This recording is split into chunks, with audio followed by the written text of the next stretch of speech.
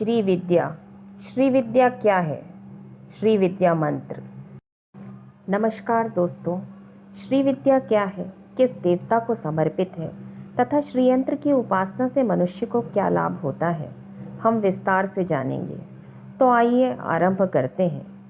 सामान्यतः श्री शब्द का अर्थ लक्ष्मी जी माना जाता है, परंतु पुराणों के अनुसार श्री शब्द का वास्तविक अर्थ है महात्रिपुर सुंदरी।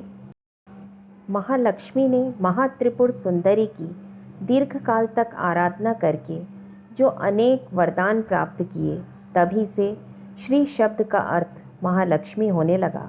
श्री शब्द श्रेष्ठता या पूज्यता को दर्शाता है।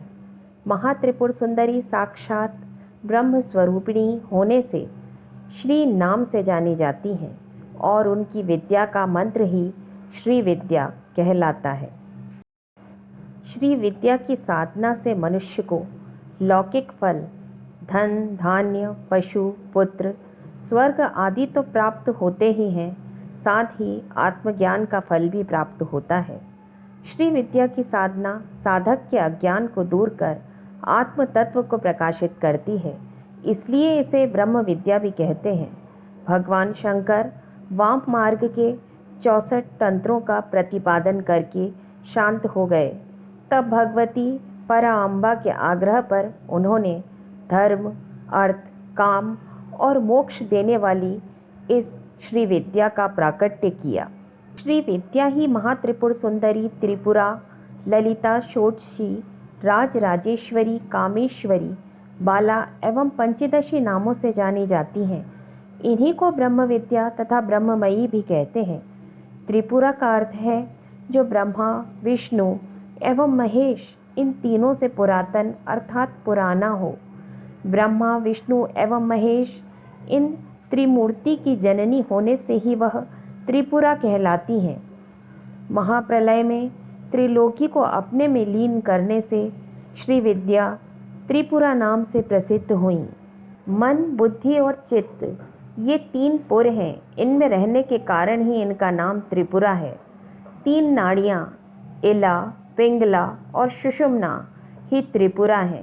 ललिता शब्द का अर्थ है जो संसार में सबसे अधिक शोभाशाली है, वही ललिता है। 10 महाविद्याओं में तीसरी षोडशी विद्या श्री विद्या का ही एक स्वरूप है। श्री विद्या की सिद्धि के लिए श्री यंत्र और मंत्र साधना की जाती है। अनेकों जन्मों के पुण्य उदय होने पर और गुरु कृपा से यदि किसी मनुष्य को इस साधना का विधान प्राप्त हो जाए और वह पूर्ण समर्पण से इस साधना को करे, तो यह विद्या कामधेनु की तरह साधक के सभी मनोरथ पूर्ण करती है। वह साधक विद्याओं में विद्यापतित्व और धनाढ्यता में लक्ष्मीपतित्व प्राप्त कर लेता है। सुंदरता में वह कामदेव को पराजित करने लगता है, चिरंजीवी होकर जीव मुक्त हो जाता है और सदैव ब्रह्मानंद रस का पान करता है और शिव योगी कहलाता है। श्री विद्या के गोपनीय मंत्र को निम्नांकित श्लोक में अप्रत्यक्ष रूप से व्यक्त किया गया है।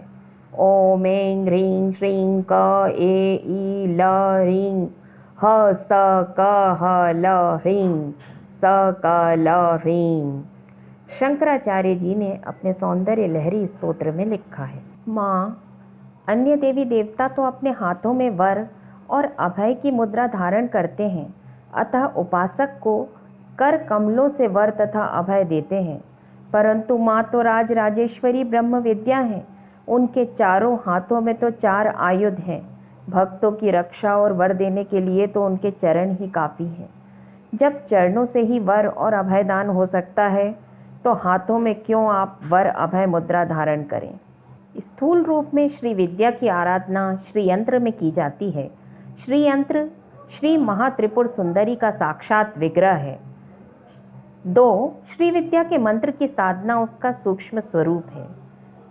3 अपने शरीर में श्री यंत्र श्री चक्र की भावना कर साधना करना ही पर विद्या है।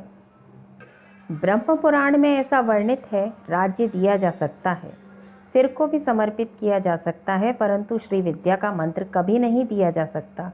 इस प्रकार श्री विद्या की आराधना से साधकों की समस्त मनोकामनाएं पूर्ण होती हैं तथा वह पृथ्वी पर अभय रूप से विचरण करते हैं। इति श्री विद्या। जय माता दी।